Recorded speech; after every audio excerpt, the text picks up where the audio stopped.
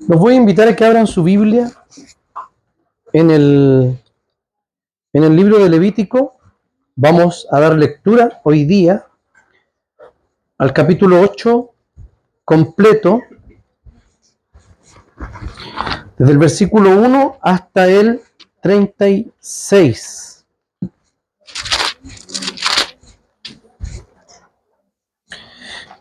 Voy a leer en Nueva Versión Internacional. El Señor le dijo a Moisés: toma a Aarón y a sus hijos, junto con sus vestiduras, el aceite de la unción, el novillo para el sacrificio expiatorio, los 2 carneros y el canastillo de los panes sin levadura, y congrega a toda la comunidad a la entrada de la tienda de reunión.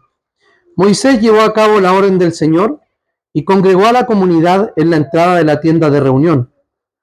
Allí Moisés les dijo: esto es lo que el Señor nos ha ordenado hacer.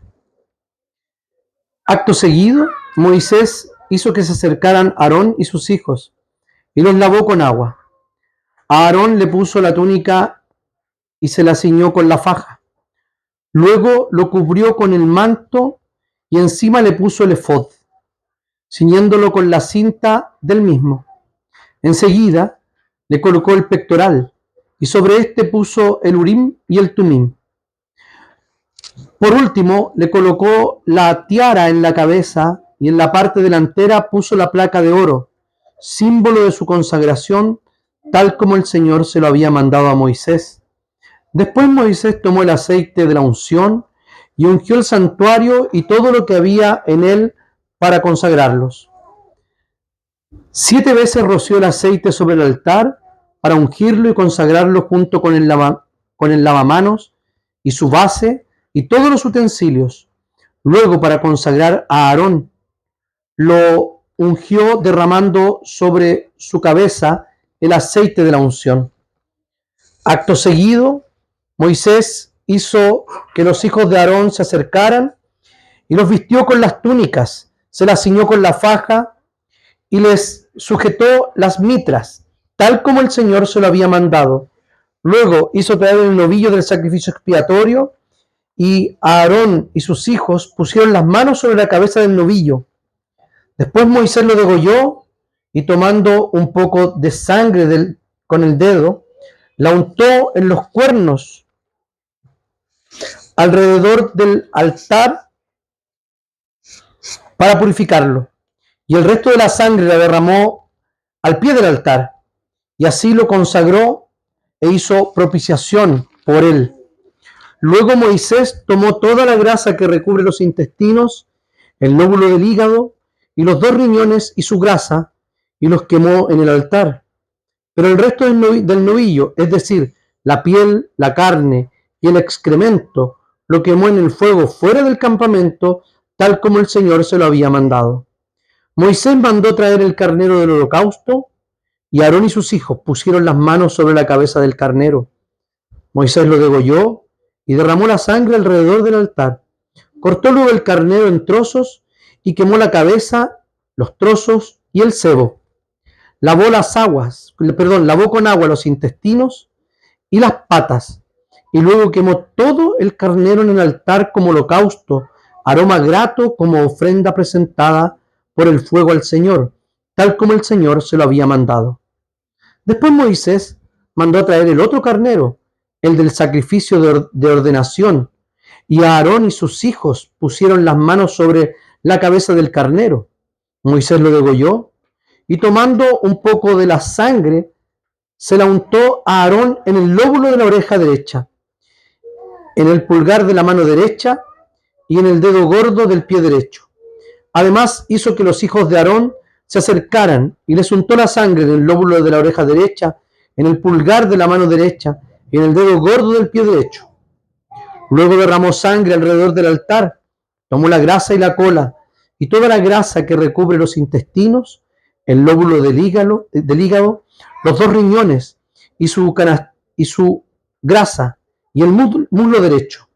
Y tomando del canastillo que estaba colocado ante el Señor, un pan sin levadura, una oblea y una torta de pan amasada con aceite y puso todo sobre la grasa y el muslo derecho.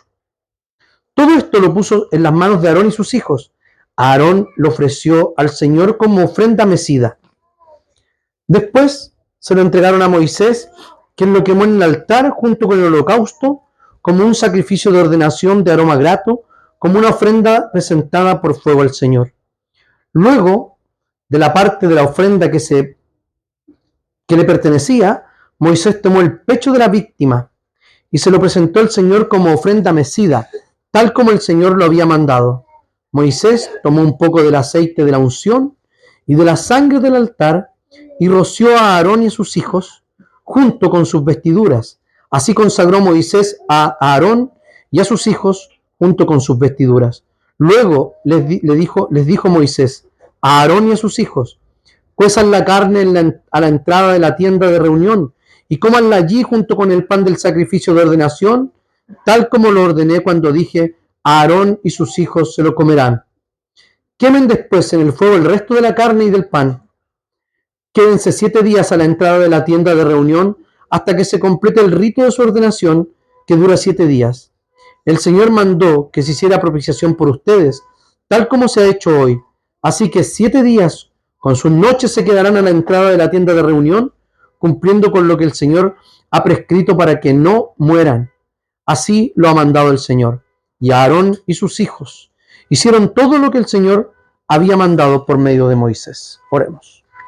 Amado Señor, te damos muchas gracias porque podemos hoy día tener tu palabra frente a nosotros, poder estudiarla, Señor, poder escucharla, ser exhortados, edificados, Señor, consolados por ella. Te pedimos en esta hora, Señor, que tú nos hables por medio de esta lectura. Usa mis labios, Señor, para poder edificar a tu iglesia y poder glorificarte. Oramos en el nombre y en los méritos de Jesús. Amén. Bien, lo que tenemos acá es la segunda parte de la primera sección del libro de Levítico.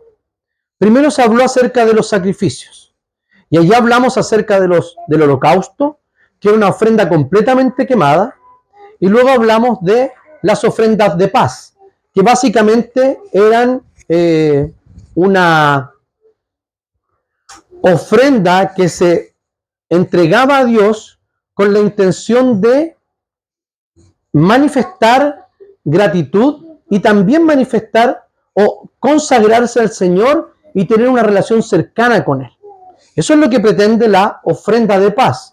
De hecho, la ofrenda de paz no solo tenía propósitos ceremoniales, sino que parte del propósito ceremonial era un propósito social. ¿Cuál era?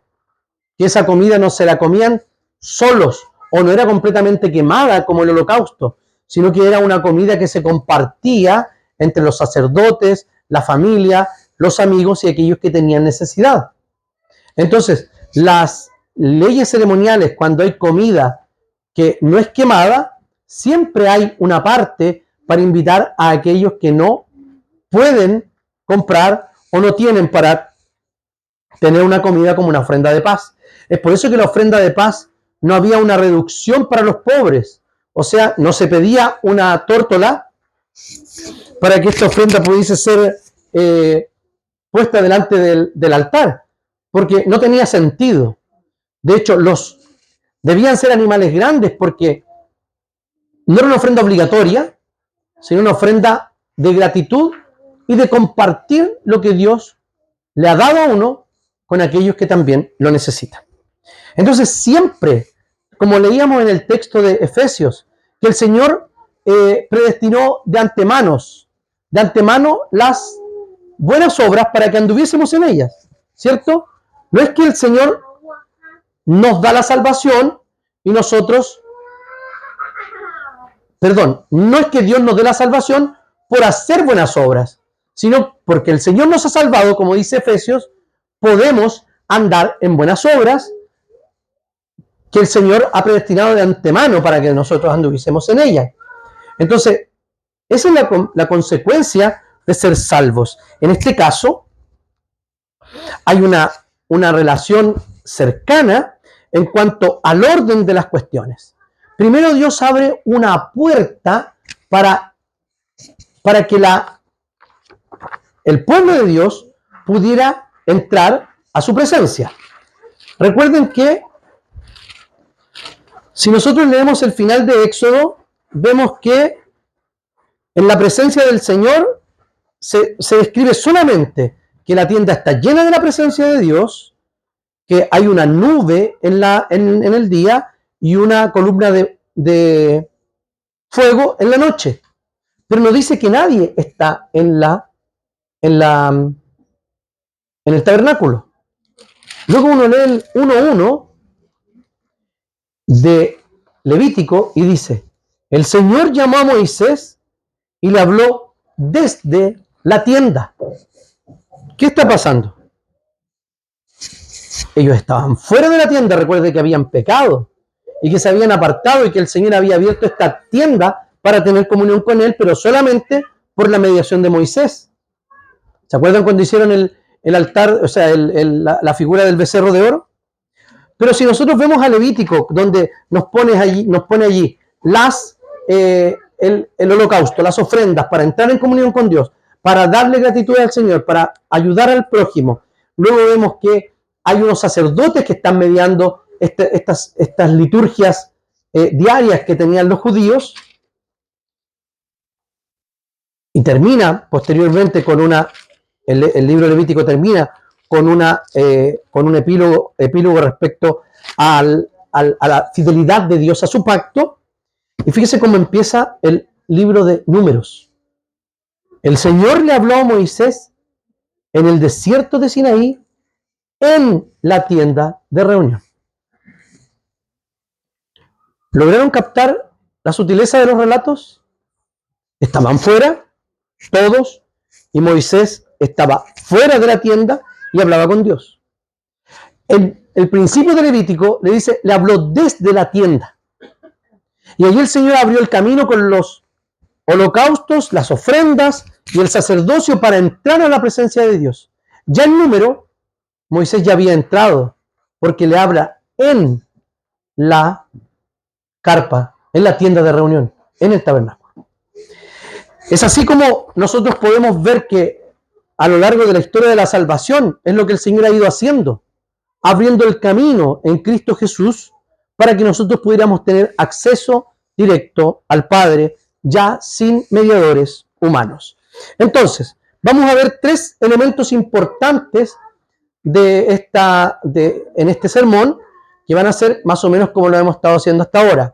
Primero vamos a ver cómo el Señor separa este sacerdocio, ¿cierto? Y cómo el sacerdocio tiene que cumplir un rol. Vamos a entender el texto en general.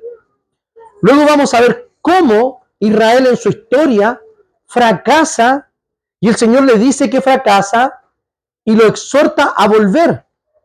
Pero Israel no obedece.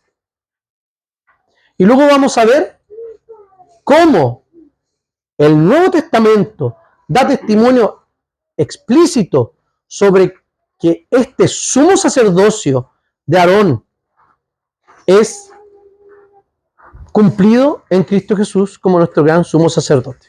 ¿Ya? Entonces, respecto a cómo está estructurada este relato, que es un relato, ojo, en Levítico habitualmente hay muy pocos relatos. Levítico es un libro más bien jurídico, ceremonial, pero aquí vemos cómo se consagran los sacerdotes, ¿ok? ¿Y por qué parte por los holocaustos y las ofrendas y después por el sacerdocio? Porque es mucho más importante el acto de que alguien muera en el lugar del otro y luego el sacerdocio. ¿Saben por qué? Porque nos podemos dar cuenta que los sacerdotes también necesitaban expiación. Fueron 4 hijos de Aarón los que fueron consagrados y Aarón como sumo sacerdote. ¿Por qué vemos la diferencia? En el relato ustedes se fijaron que cuando le pusieron la mitra, ¿cierto? O no sé cómo le llaman la Nueva Versión Internacional, tiene otro nombre, pero la mitra, el gorro del del sumo sacerdote. Esto está en paralelo con Éxodo 28-29. Pues dice que le puso la placa de oro en frente del gorro, de la mitra. Pero a los hijos de Aarón no les pone nada. Es distinto porque el sumo sacerdote llevaba este sombrero y decía aquí, santidad a Jehová. Y ese es el gran resumen del libro de Levítico, que el Señor separa a su pueblo y al separarlo ya lo hace santo. O sea, la separación de algo es santificar, el primer significado. Y el segundo significado es santificar en términos prácticos, o sea, de vivir vidas santas delante del Señor. Es por eso que Israel tiene tantas leyes respecto a qué comer, qué no comer, qué hacer cuando salen al campo, todo tenía un significado y apuntaba a Cristo Jesús. Entonces, la primera parte son los preparativos para la consagración. Recordemos que aquí, en la primera parte, llama a la congregación al tabernáculo, afuera de la tienda de reunión. ¿Por qué razón? Porque este es un acto comunitario. El culto a Dios nunca ha sido reservado para algunos, sino que es un acto de la comunidad. Vemos otros cultos a lo largo de la Biblia, por ejemplo, cuando vuelven un grupo del cautiverio allí en Esdras, y podemos ver cómo están enseñando la palabra de Dios, y al recuperar la palabra de Dios hay un avivamiento en Israel.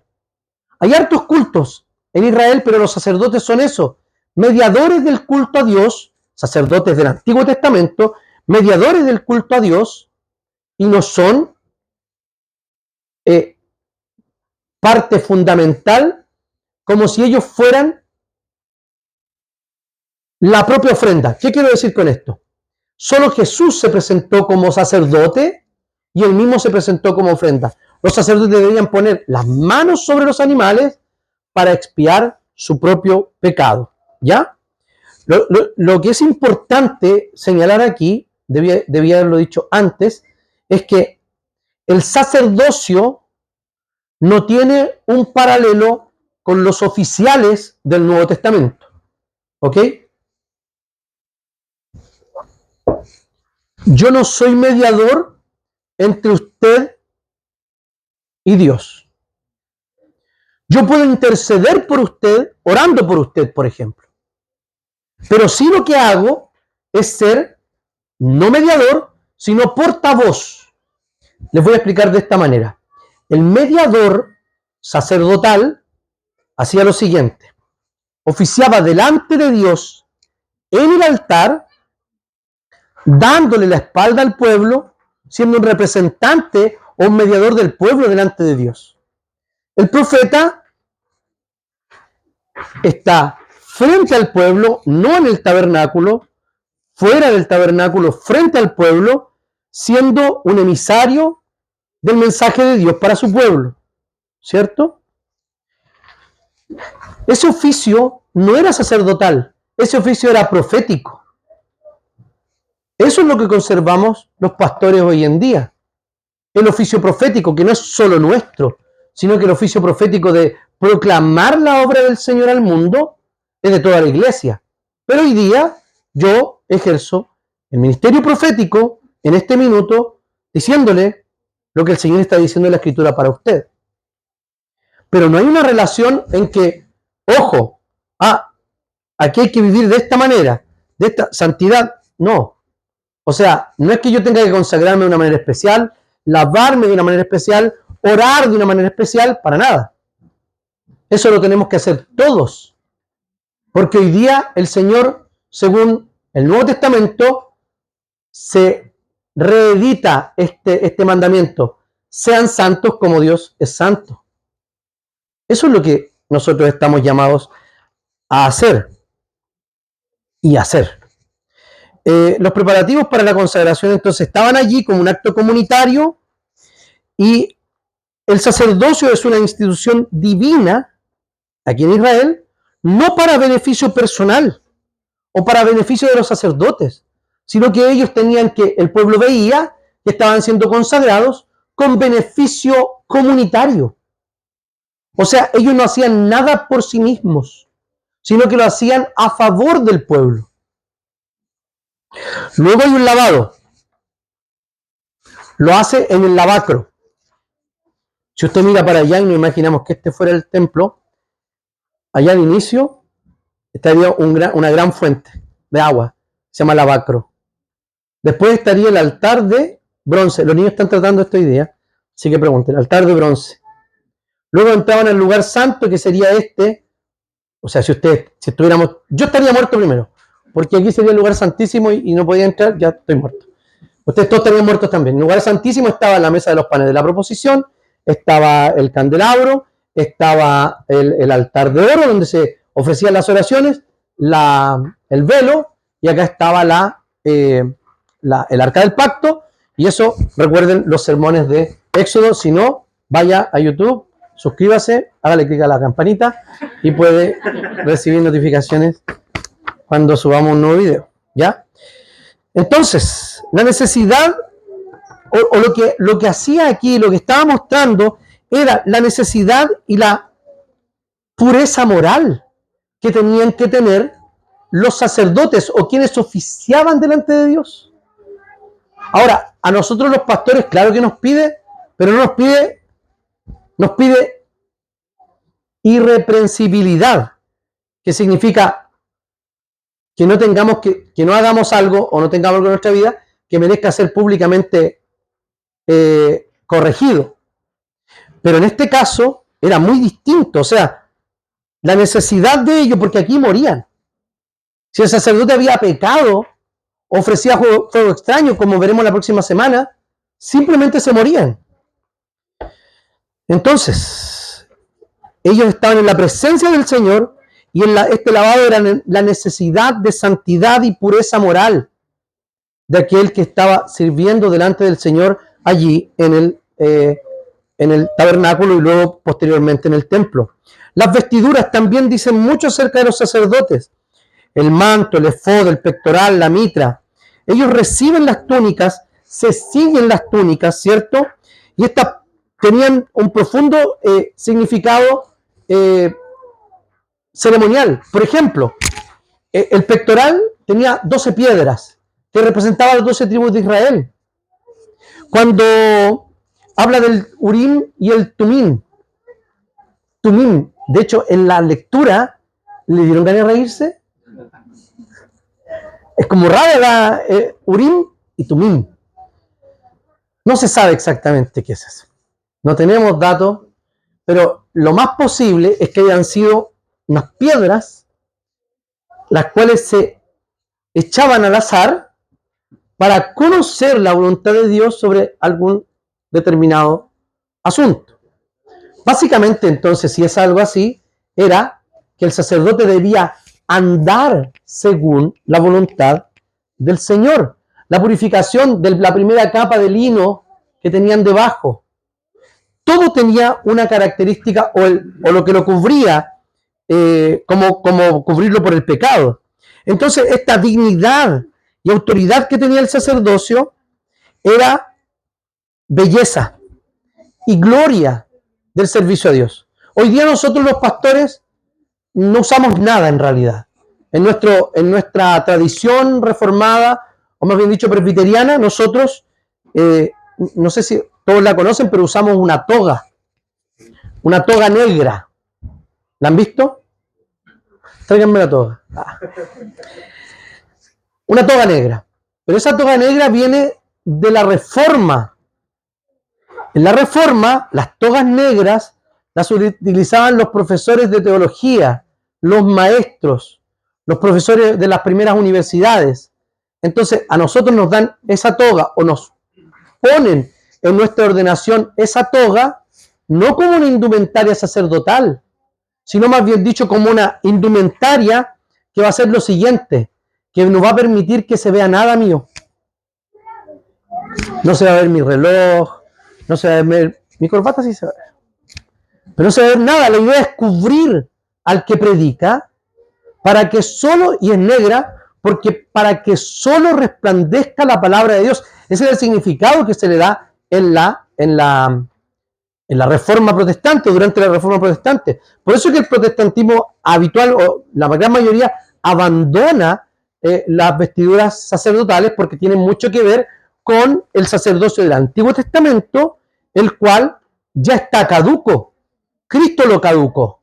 Cristo dijo, ya no hay más este tipo de sacerdocio, sino que este es un nuevo sacerdocio, y eso lo manifestó cuando muere, y él, perdón, de arriba abajo, sí, se parte y se abre el velo del templo allí en Jerusalén.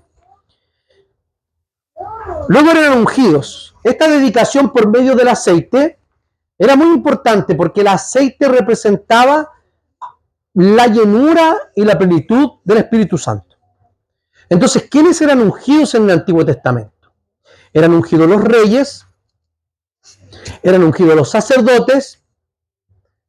¿En qué salmo aparece la unción de Aarón?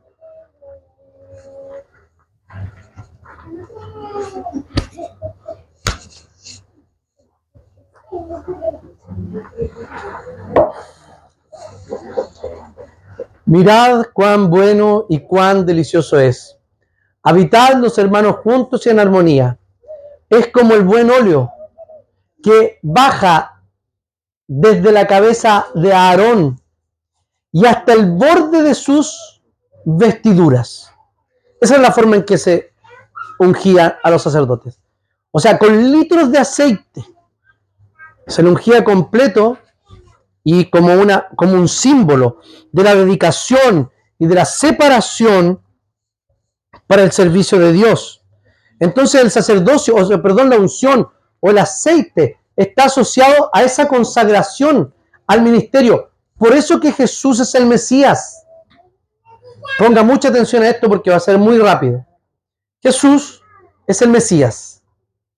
El Mesías es una palabra hebrea, que en griego se tradujo como Cristo y que en español significa ungido, que viene de la palabra ungüento, de la palabra aceite.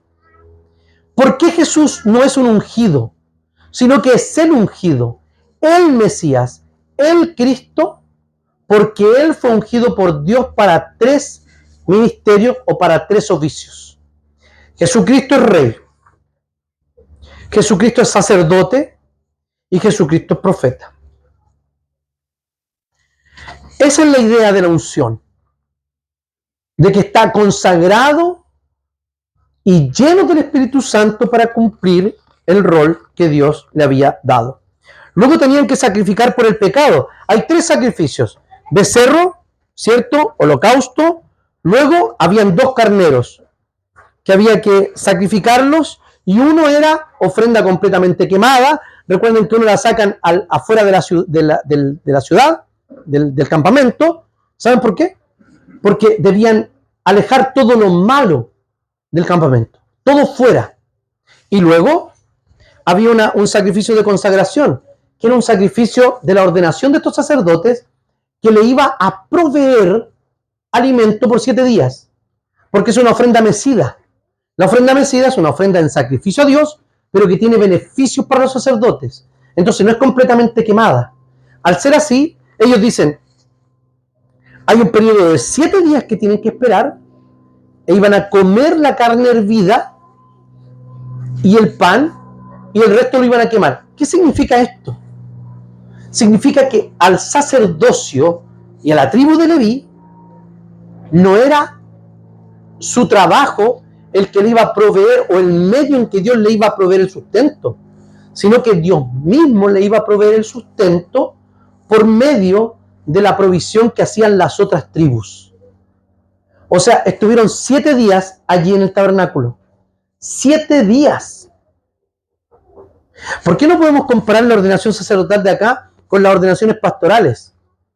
Nosotros tenemos, por ejemplo, hay 1 hora y media de examen y 2-3 horas de deliberación, y nuestros ¿cómo se llama? Nuestros candidatos se nos enojan o se nos impacientan porque no hemos demorado tanto. Bueno, aquí en esta consagración eran 7 días y les enseñaba la misma ceremonia de consagración les enseñaba cómo iban a ser sustentados por Dios.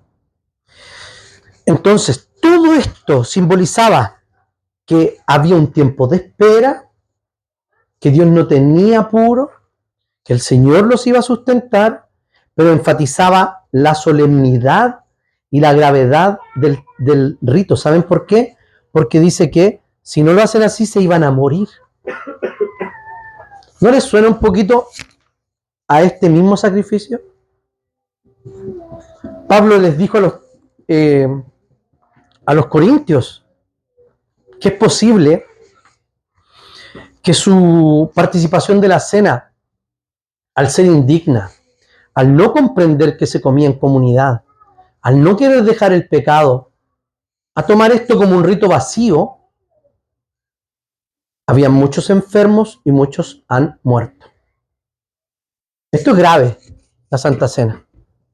Es grave.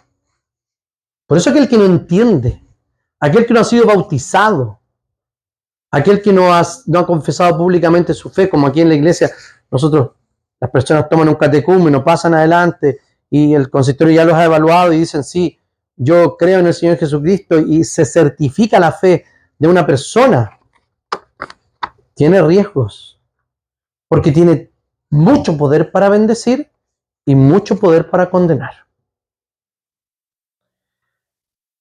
Entonces, ¿qué escuchaban ellos cuando estaban leyendo o escuchando las palabras de Moisés y participando de este evento? Ellos entendían que el sacerdocio era una institución divina, que Dios la había diseñado, que Dios había puesto las reglas y que Dios había elegido un grupo determinado para acercarse a Dios. Solo ellos podían hacerlo. Tenemos casos cuando más adelante algunos han querido sobrepasar, reyes que querían sobrepasar esta palabra se me olvida, sus competencias en el tabernáculo, se enfermaron. ¿Se acuerdan cuando alguien que no era levita sostuvo el arca para que no se cayera y murió? Entonces, y tenemos diferencias también cuando David tenía una necesidad y va y toma los panes de la proposición y se los dan y no le pasa nada, ¿cierto? Ahora, la santidad requerida para el servicio a Dios. Ahí está claramente, ellos estaban viendo lo que Dios estaba pidiendo, requería una preparación y una santidad que excedía a la persona común y corriente. Y también miraban que Dios había creado un método, una forma, un camino para acercarse a Él. Y también la seriedad del culto. O sea, ellos veían lo importante que era seguir las instrucciones del culto. Nosotros tenemos un principio regulador del culto reformado. ¿Ya? Es como nosotros llevamos nuestro culto. Nuestro principio regulador del culto es muy simple. Solo está en el culto aquello que Dios ha ordenado. Hay un principio regulador más laxo o más flexible, por ejemplo, el del culto luterano. En el culto luterano dice que se puede hacer todo aquello que no esté prohibido en el culto.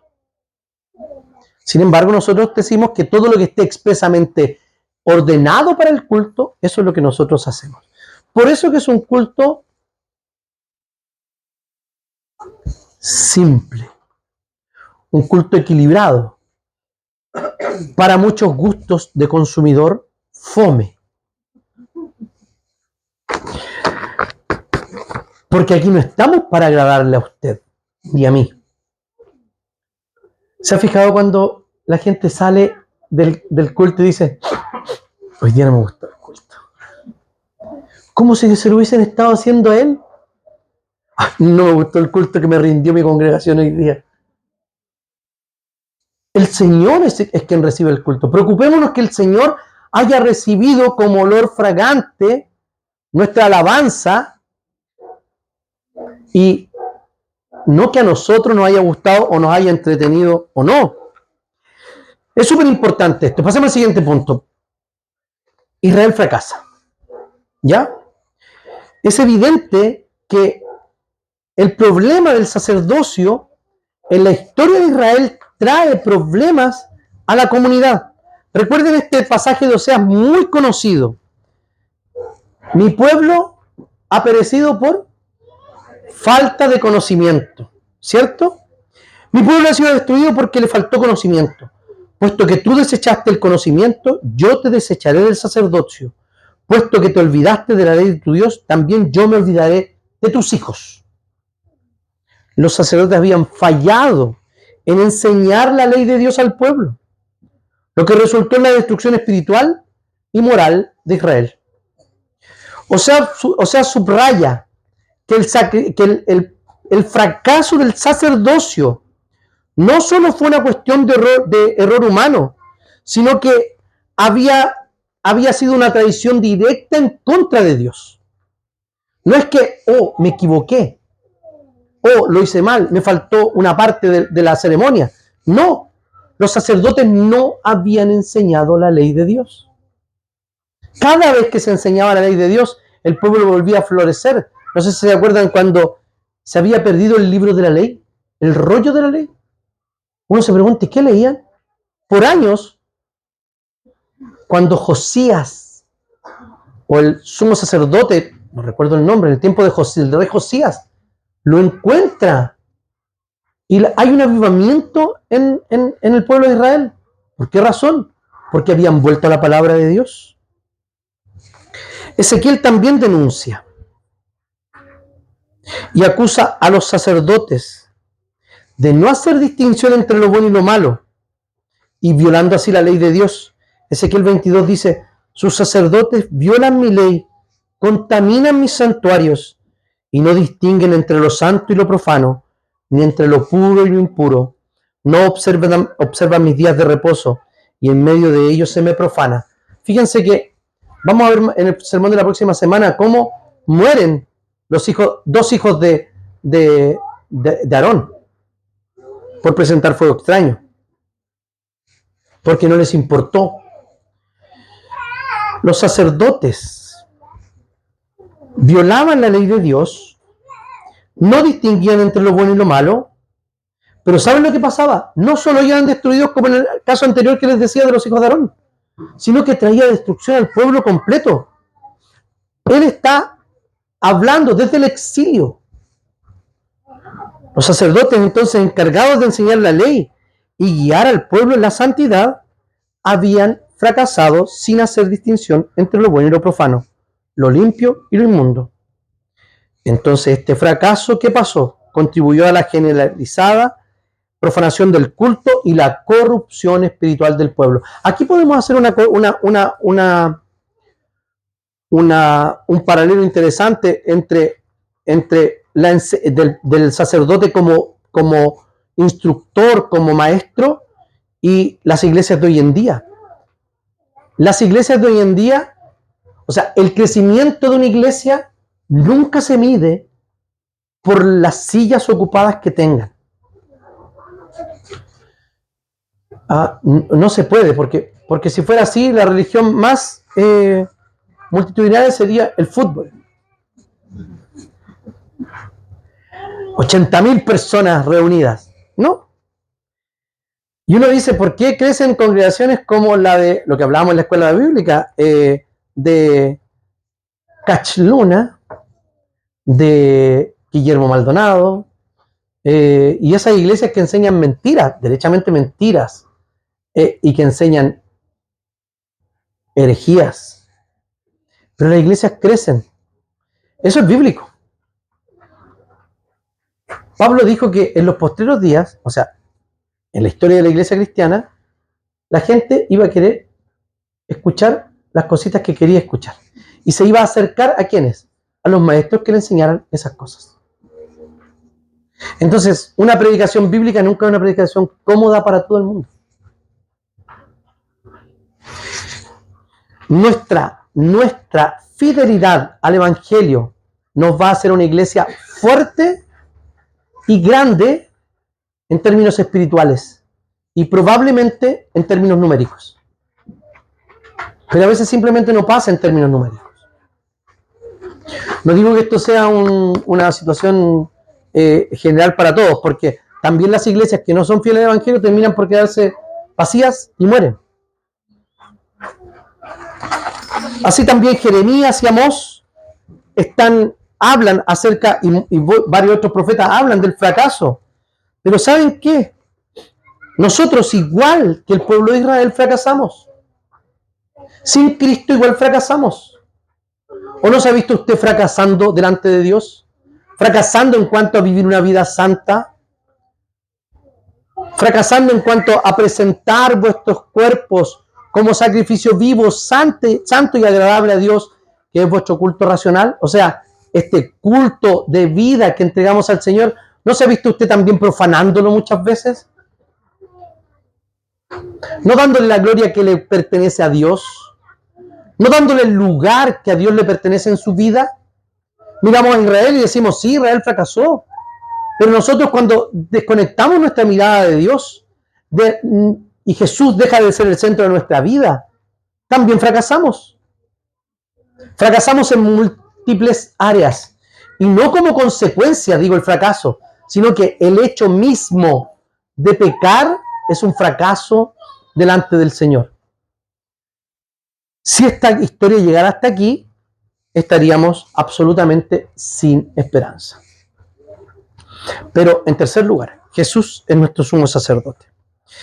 Entonces Jesús es presentado en el Nuevo Testamento como el cumplimiento final y cumplimiento total y máximo del sacerdocio levítico, pero no como un sacerdote levita, sino como el sacerdote según el orden de Melquisedec.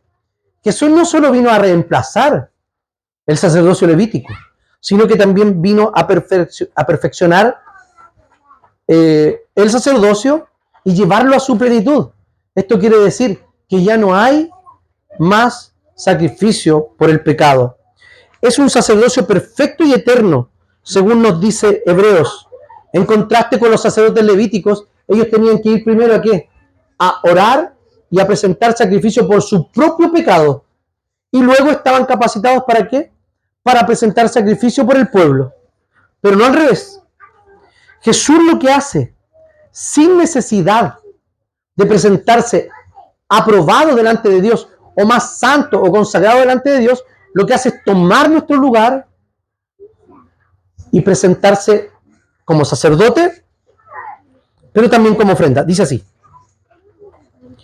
Estoy leyendo Hebreos capítulo 9. Jesús es el sumo sacerdote que necesitábamos tener.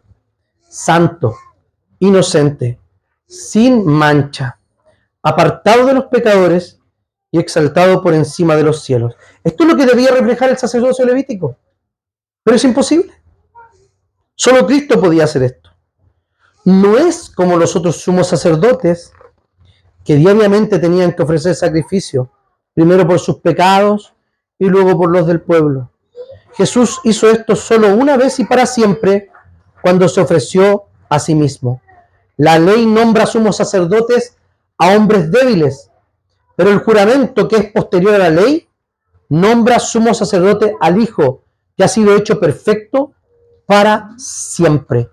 Entonces, el sacerdocio de Jesús no está limitado por la muerte, ni tampoco tiene que repetir su sacrificio, o como creen los católicos romanos, que se repite en la mesa de comunión cada domingo el sacrificio de Jesús. Es uno, es suficiente y perfecto una vez por todas. Porque sigue diciendo Hebreos, porque Cristo no entró en el santuario hecho por hombres, el cual era un mero reflejo del verdadero, sino que entró en el cielo mismo para presentarse ahora delante de Dios a favor de nosotros. El santuario del desierto, el templo, es donde Cristo entró. De hecho, Cristo es el propio templo, donde está la presencia misma de Dios. Y allí entró al santuario celestial, que era un reflejo, que el de acá de la tierra era solo un reflejo. O sea, Jesús podía llegar con su muerte a la presencia misma de Dios sin tener ningún temor a ser condenado por algo, porque él había vivido una vida absolutamente perfecta según la ley de Dios. Como dije, era oferente, pero también era ofrenda. También en Hebreos 9 dice, pero Cristo vino ya, y el sumo sacerdote, y es sumo sacerdote de los bienes venideros, a través del tabernáculo más amplio y más perfecto, el cual no ha sido hecho por hombres, es decir, que no está en esta creación, y no por medio de la sangre de machos cabríos ni de becerros, sino por medio de su propia sangre. Entró una sola vez y para siempre en el lugar santísimo, y así obtuvo para nosotros la redención eterna. Si la sangre de toros y de los machos cabríos y las cenizas de las becerras rociadas sobre los impuros santifican para la purificación de la carne, cuanto más la sangre de Cristo, que por medio del Espíritu Eterno se ofreció a sí mismo sin mancha a Dios, limpiará las obras muertas de nuestra conciencia para que sirvamos al Dios vivo. Fíjense la conexión que hay respecto al sacrificio y al servicio a Dios. ¿Sabe cómo le llama el escritor de Hebreos? Le llama Cristo, no le llama Jesús. ¿Por qué le llama Cristo? Porque Él es el ungido. Es el sacerdote ungido. Resuelve Jesús el problema fundamental que era que el pecado era cubierto temporalmente. Pero esos sacrificios no tenían efecto en el corazón de las personas, sino que era más bien al revés. El corazón debía estar dispuesto para presentarse delante de Dios. Pero fíjense lo que dice Hebreos 8. Pero nuestro sumo sacerdote ha recibido un ministerio mucho mejor, pues es mediador de un pacto mejor, establecido sobre mejores promesas. Si el primer pacto hubiera sido perfecto, no habría sido necesario un segundo pacto. ¿Qué está hablando? Está hablando del pacto con Moisés, y que incluía también todas las leyes ceremoniales. El pacto que caduca son aquellas cosas que son cumplidas en Cristo Jesús. Por lo tanto, la ley moral, la que leemos todos los domingos, no ha caducado. Pero hoy día esa ley no nos condena. ¿Saben por qué? Porque esa ley nos ha llevado, como dice Pablo en Gálatas, como un pedagogo, como un ayos, como un guía a los pies de Cristo Jesús. Como resultado entonces de su obra, los creyentes tienen este acceso, ya eliminando los intermediarios humanos, sino teniendo al humano perfecto y al Dios perfecto que es Cristo Jesús.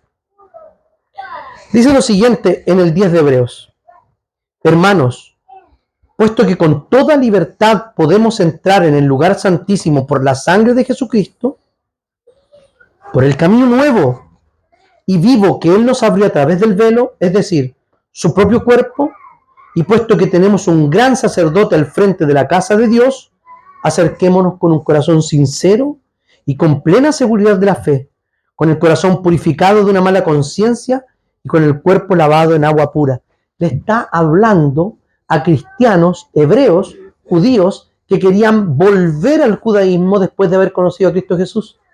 Es por eso que el escritor le está hablando todo esto y recurre tanto a Levítico, diciéndole que aquí está el cumplimiento, que ya no necesitan volver a hacer más sacrificios, que no pueden volver atrás, sino que ya tenemos el camino abierto. Y fíjense que el velo fue rasgado, pero luego dice que compara el velo con el mismo cuerpo de Jesús. Eso quiere decir que ese tajo que se hizo en el velo de manera física, primero se hizo físicamente en Cristo Jesús, para derramar su sangre por nuestros pecados. ¿Qué implicaciones tiene esto entonces? Primero, que los creyentes somos parte de un sacerdocio, pero no solo algunos creyentes, sino todos los creyentes. Pedro nos dice en el capítulo 2, en el versículo 9, vosotros sois real sacerdocio, nación santa, pueblo adquirido por Dios. Entonces, lo que significa es que todos los creyentes tenemos los mismos privilegios y responsabilidades sacerdotales delante de Dios. O sea, somos un sacerdocio real. Eso dice. Un sacerdocio compuesto por reyes. ¿Por qué razón? Porque somos hermanos y nuestro hermano mayor es el sumo sacerdote. Nuestro hermano mayor es el profeta que anunció Moisés. Y nuestro hermano mayor es el Rey Jesucristo. Por eso nosotros participamos de manera parcial de los oficios que Cristo Jesús tiene. Participamos como iglesia en su oficio real, sacerdotal y también en su oficio profético. Esta idea entonces implica que cada creyente tiene un acceso directo a Dios, no dependiendo de un sacerdocio humano. Ya no dependemos de sacerdocios humanos. Yo no voy a presentar un sacrificio por usted. Yo oro por usted. Pero yo no voy a presentar, no puedo presentar nada mío delante de usted. Porque eso ya fue presentado. Cristo se presentó a sí mismo. Y cualquiera que quiera suplementar la obra de Jesús con buenas obras o queriendo interceder como una especie de sacerdote delante de Dios, eso es un sacrilegio terrible. ¿Saben por qué? Porque un Cristo suplementado es un Cristo suplantado. Entonces nosotros los pastores no tenemos un oficio sacerdotal especial. El sacerdocio es universal y es de todos los creyentes. ¿Ok? No tiene necesidad de besarme el anillo, que yo no me lo puse. Yo no recibo su confesión en secreto y obligatoriamente, no. Sí recibo confesión y sí en secreto, pero no obligatoriamente. Usted debe confesar primero delante de Dios, etc. Esto nos dice que el pueblo de Dios es diferente, que vive diferente, que actúa diferente, que siente diferente, que cree diferente. La vida de santidad y dedicación. Todos los cristianos somos llamados a ser sacerdotes espirituales y a presentar no solamente algo de nuestra vida, sino que dice, presentad vuestros cuerpos. ¿Qué significa presentar el cuerpo? Esto es una figura retórica, una figura literaria que menciona la parte por el todo. ¿Qué quiere decir? Cuando dice presentad vuestros cuerpos, está diciendo que presentemos todo nuestro ser, todo lo que somos, nuestras posesiones, nuestra pobreza, nuestros deseos, nuestros malos deseos. Todo hay que ponerlo delante del Señor. Porque si no lo ponemos delante de Él, va a tomar el lugar de Jesús. Nosotros debemos reflejar a Jesús en todas nuestras conductas. No para ser salvos, porque somos salvos. Porque ya hemos sido santificados. O sea, el Señor ya nos ha tomado y nos ha apartado para Él. Esa es la bendición que tiene el creyente, que nos apartó el Señor como posesión suya. Entonces estamos llamados a vivir no solo con las creencias correctas, sino con la vida correcta. Vivir conforme a la nueva identidad que tenemos en Cristo Jesús, mostrando amor, mostrando justicia y también la santidad de Dios. Y como iglesia, ¿qué nos dice la segunda parte del 2.9? Repitámoslo, dice, vosotros sois real sacerdocio, nación santa, pueblo adquirido por Dios, para que anunciéis las virtudes de aquel que os llamó de las tinieblas a su luz admirable. Eso no lo hace un sacerdote, lo hacen todos los sacerdotes. ¿Y quiénes son todos los sacerdotes? Todos nosotros. O sea, tenemos una obligación con el Evangelio. Las virtudes de aquel que nos llamó de las tinieblas a su luz admirable. Pregúntese, ¿en qué reino está viviendo usted? ¿Qué es lo que emana de su vida? Si alguien lo mira desde afuera, ¿ve luz o oscuridad? Evalúese. La obra de Cristo como sumo sacerdote motiva a la iglesia para tener puesta la confianza en su segunda venida, en lo que ilumina las cosas que estamos viviendo. Miren lo que dice el 9:28. Así también, Cristo fue ofrecido una vez para llevar los pecados de muchos, pero aparecerá por segunda vez, ya sin relación con el pecado, para salvar a los que le esperan. Eso quiere decir que Jesús vino y, asumiendo el pacto de redención que había hecho la Trinidad antes de que todo fuera creado, vino y se encarnó como un niño pequeño, sujeto a todos los males y en un mundo caído, como todos nosotros. Concebido por el Espíritu Santo, santo, porque dice que el santo ser fue santificado y creado dentro de María. Él vivió una vida perfecta, que cumplió perfectamente la ley que nosotros debíamos cumplir. Pero además de eso se presenta, porque ya tiene todas las credenciales de ser tanto Dios como hombre perfecto, para presentarse como un sacrificio. Va y muere en lugar de los pecadores. Pero no se queda allí.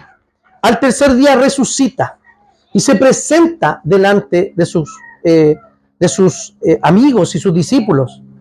La resurrección fue el amén de Dios a todo lo que Jesús dijo. Fue la confirmación. Pero hubo algo que vino después, que fueron vino Jesús y después de algunos días se presentó delante de los discípulos, y en el final de Lucas y también en el principio de Hechos, vemos cómo Jesús asciende al cielo. ¿Y qué dicen los ángeles? Así como veis a este que va subiendo en las nubes, de la misma manera volverá. Y esa es nuestra esperanza. La esperanza de creer en el sumo sacerdocio de Cristo es que Él fue ofrecido solo una vez y se ofreció voluntariamente. Pero volverá a venir, ya no en relación con el pecado, sino a salvar a aquellos quienes lo esperan. Y esa es nuestra confianza, esa es nuestra esperanza en Cristo Jesús. Oremos al Señor.